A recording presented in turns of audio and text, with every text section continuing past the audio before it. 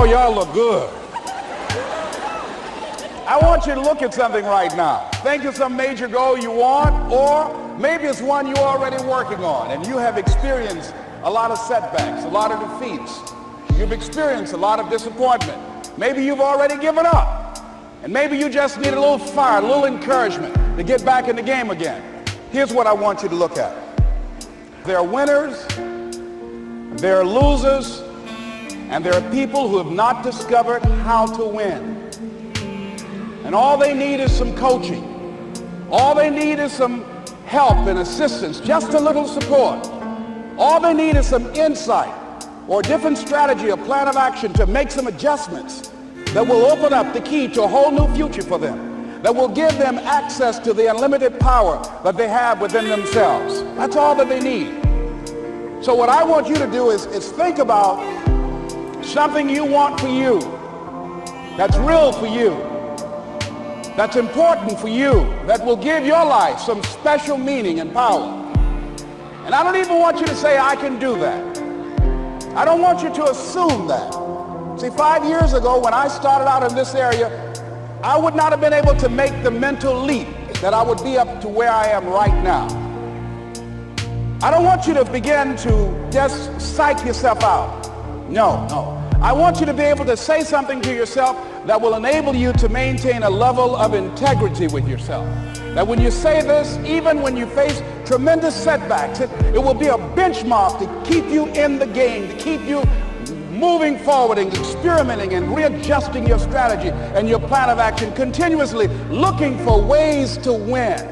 So what is that something? When you got an idea you want to move on, you might not have the money, you might not have the education, you might not have the support or the resources you need. What is that something that can keep us going, that will enable us to act on our dream? What's one of those keys that will begin to help us to discover the secrets to our dream? Here's what I want you to repeat after me, please, with power and conviction. Say, it's possible. That's all I want you to do when you look at your dream. Just say to yourself every day, it's possible. Just say that every day to yourself, it's possible. Because what does that do? See, it begins to change your belief system. See, the way in which we operate, ladies and gentlemen, it's a manifestation of what we believe, what's possible for us. Whatever you've done up to this point, all that it really is a duplication, it's a reproduction of what you believe subconsciously that you deserve and what's possible for your life. Most people operate out of their personal history, out of their memory, things they have done, things they've experienced, things they've seen, things that they have observed.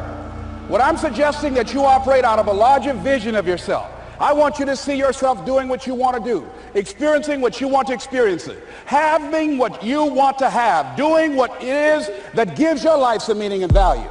Operate out of your imagination, not your memory.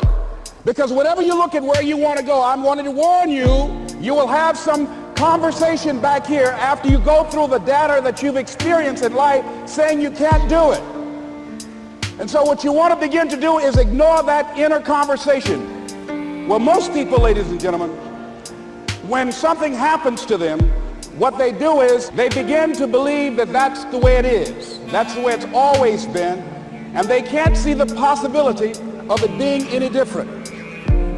Example, before April 1954, the common belief, the universal belief, because it had been tried again and again and again and people had failed, the belief was that man was not physically capable of breaking the 4-minute barrier, that he could not run a mile in less than 4 minutes. That was the belief on the planet. It had never been done. But here's what happened, ladies and gentlemen. Roger Bannister came along and he broke the 4-minute barrier. Now here's what's significant about that. Since that time, up to this day, over 20,000 people have done it, including high school kids. What changed?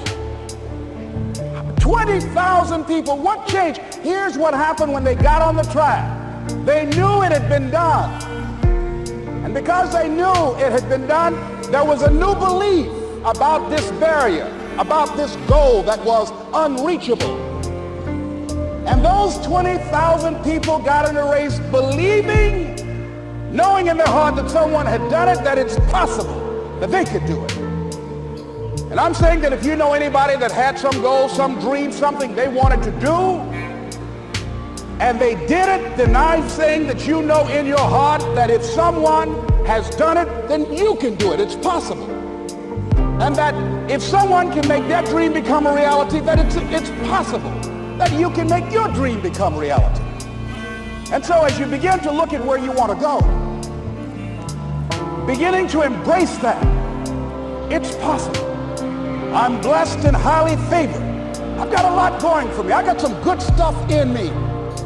And it's possible that I can bring my greatness out here in the universe. That I can do what I want to do. It's possible I can write my own book. I can have my own business. I can take the trip and travel around the world. It's possible. I can bounce back from adversity and reinvent my life. It's possible. Regardless of where I am, the things can get better for me. It's possible. I'm thinking about two men right here in Chicago who are fairly successful, similar background, educated. They worked for a corporation for many years, and they were among many people that were laid off. Two guys who were very good friends.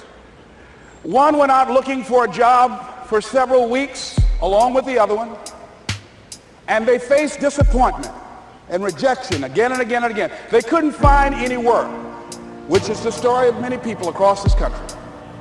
One guy stopped. He became discouraged. He stopped going. He stayed home looking at television, became very argumentative and toxic with his wife, drinking beer, getting on the phone, talking to his other negative, unemployed friends.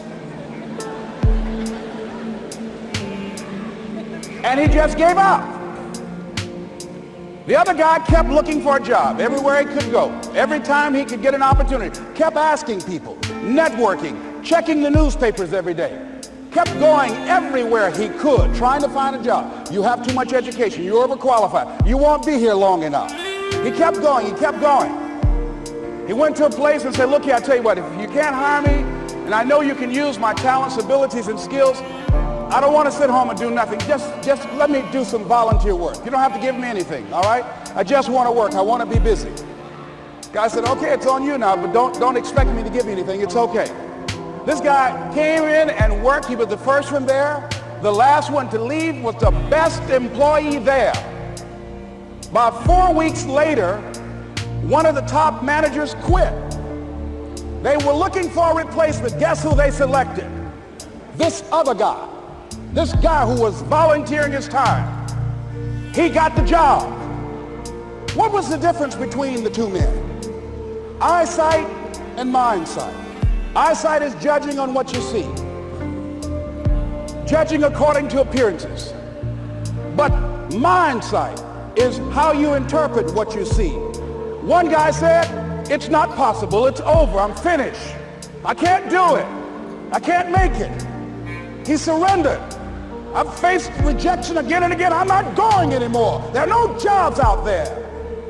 But this other guy, he felt that in spite of the no's and rejections, in spite of how bad the economy is, in spite of what the newspapers are saying, that it's possible that somebody somewhere will give me a job.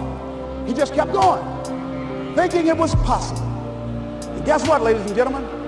That's what we have to do with our dreams.